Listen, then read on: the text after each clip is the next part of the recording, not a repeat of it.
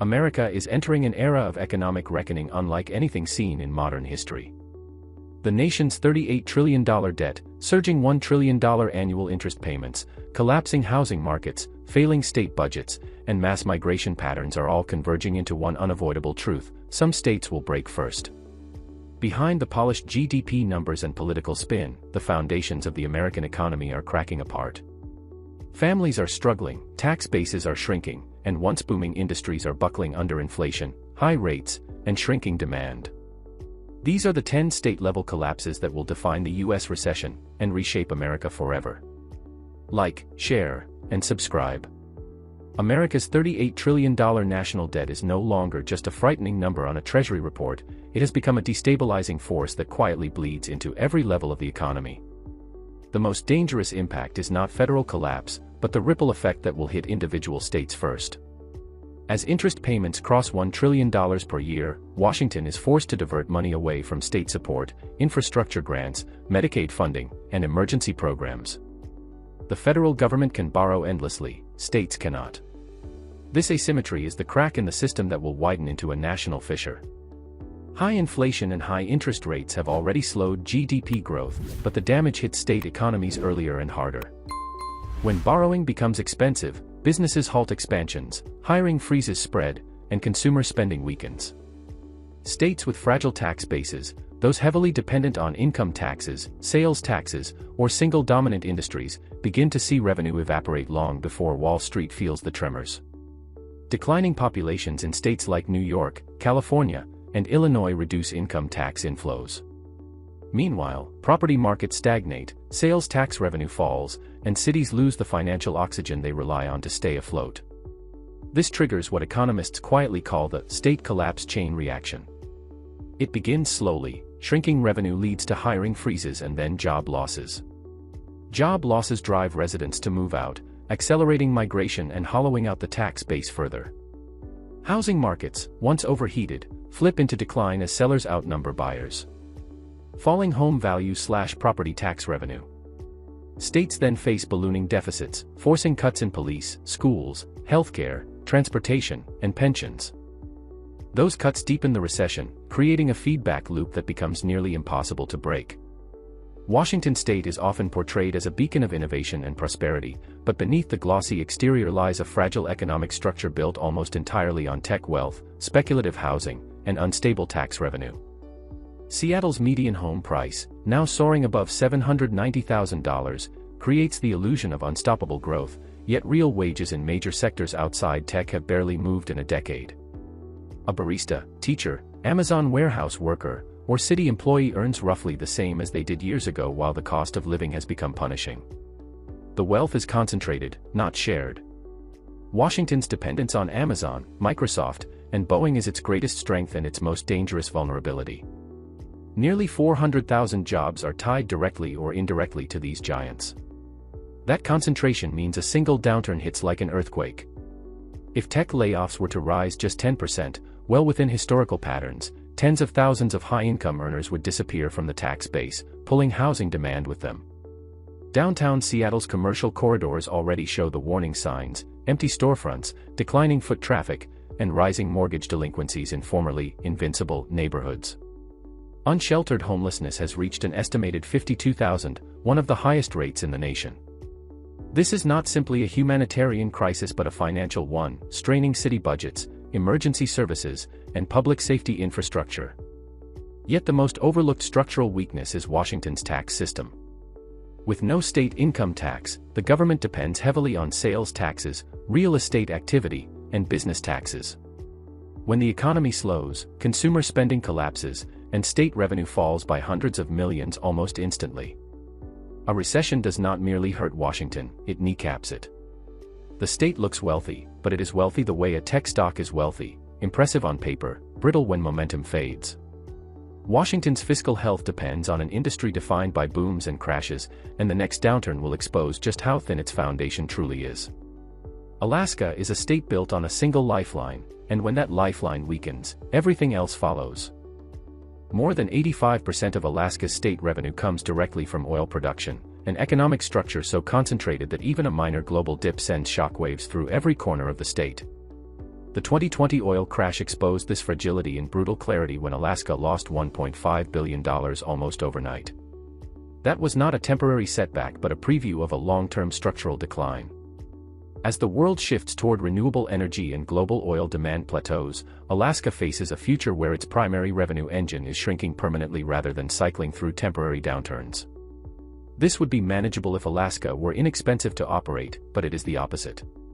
The state has the highest cost of living in the country, with groceries running more than 35% above the national average and heating costs climbing nearly 28%. At the same time, Alaska's population has declined for 6 consecutive years, leaving fewer workers, fewer taxpayers, and fewer young families to sustain local economies. Outmigration deepens the financial strain, as businesses close and local governments lose tax revenue they desperately need. Even Alaska's backup industries are weakening. Tourism, especially cruise traffic, has struggled to return to pre-2020 strength, and commercial fishing, once a dependable economic pillar, has been hit hard by salmon population crashes and warming waters.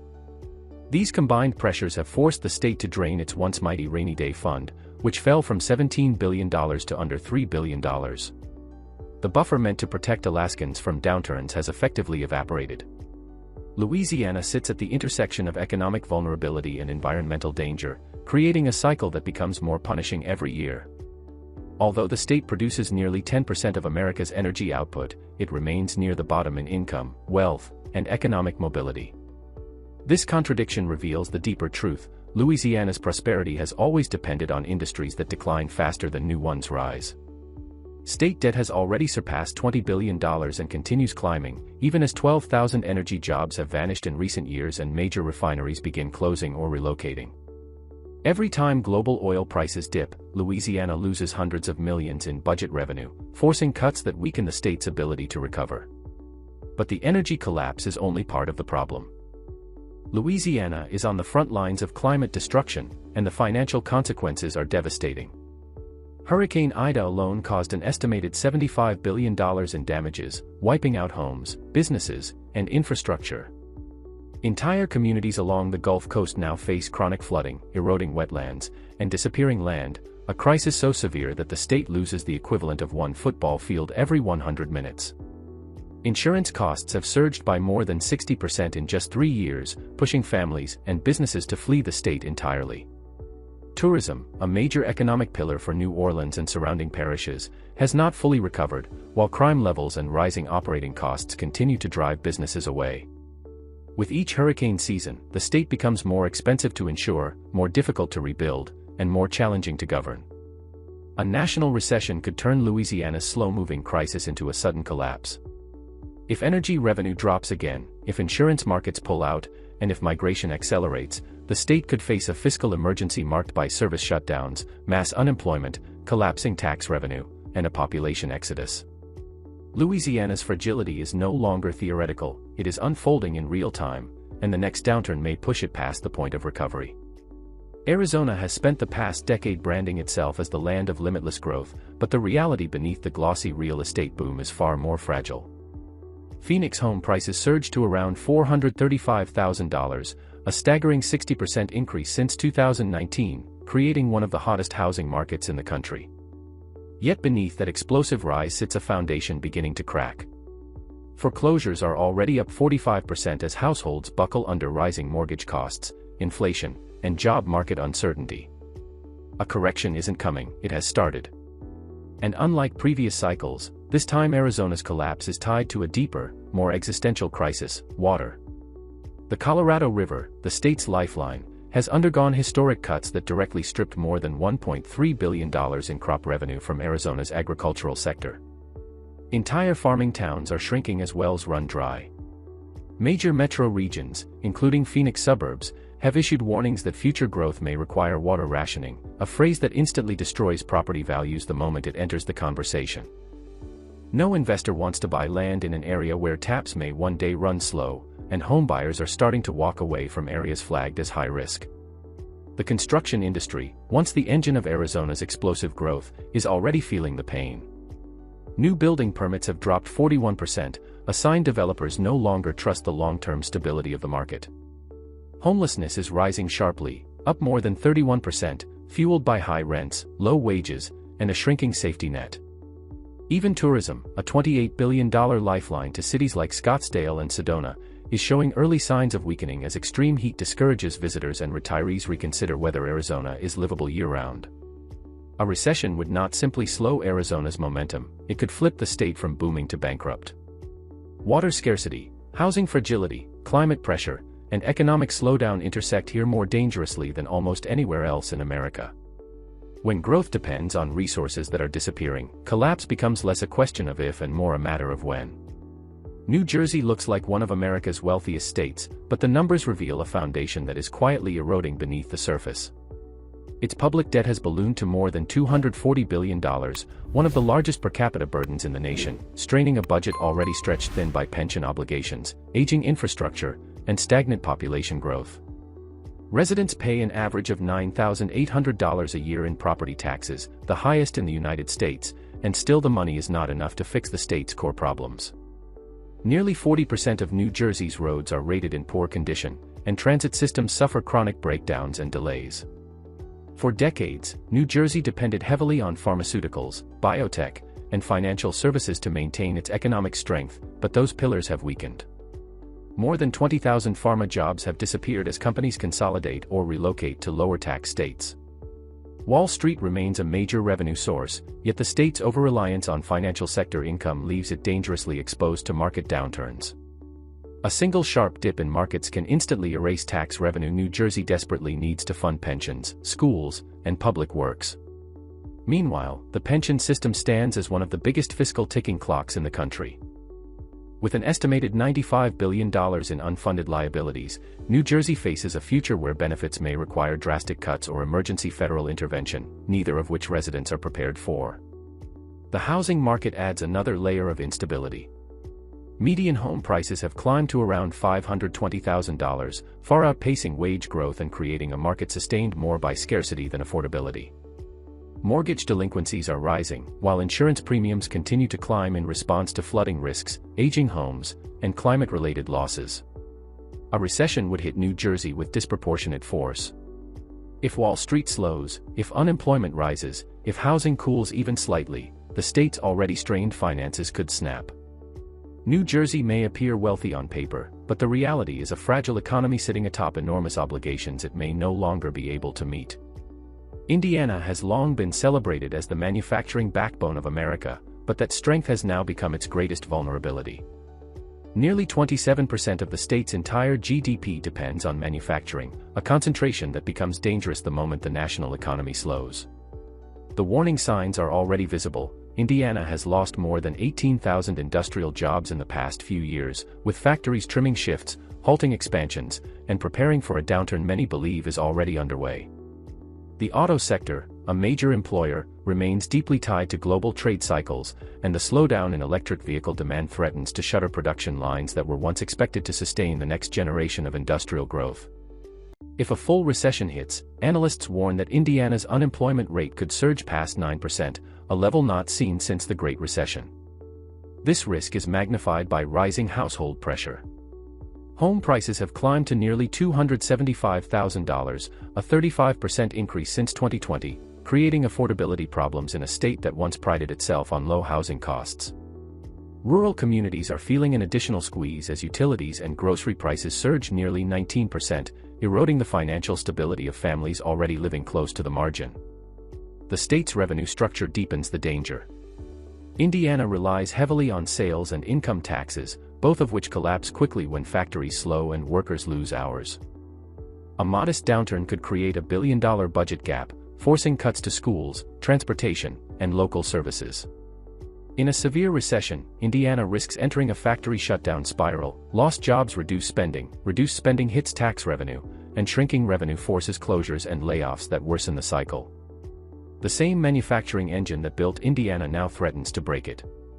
Texas has cultivated an image of unstoppable expansion, a state immune to the economic pressures facing the rest of the country. But the cracks beneath that myth are widening. 15% of Texas's GDP comes directly from oil and gas, meaning a single downturn in global energy prices can wipe out billions in revenue.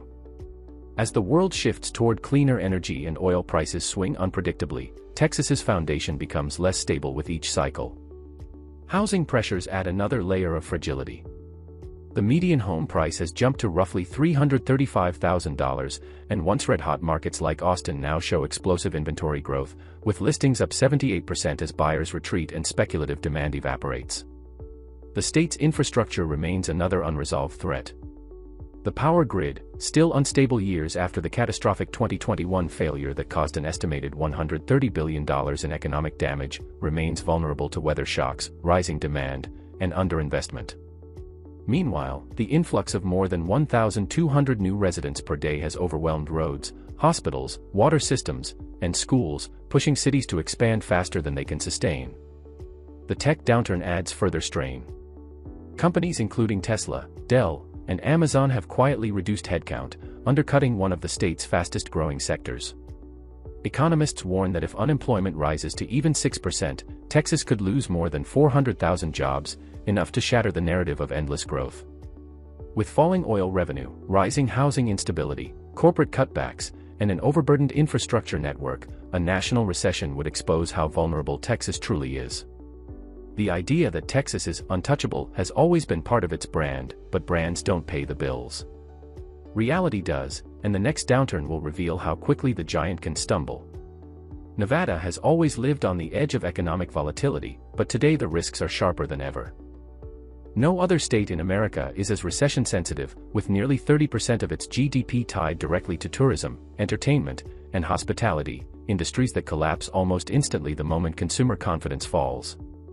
The warning signs now echo the early stages of the 2020 crisis, when Nevada's unemployment rate skyrocketed to a staggering 28.2%, the highest in the nation.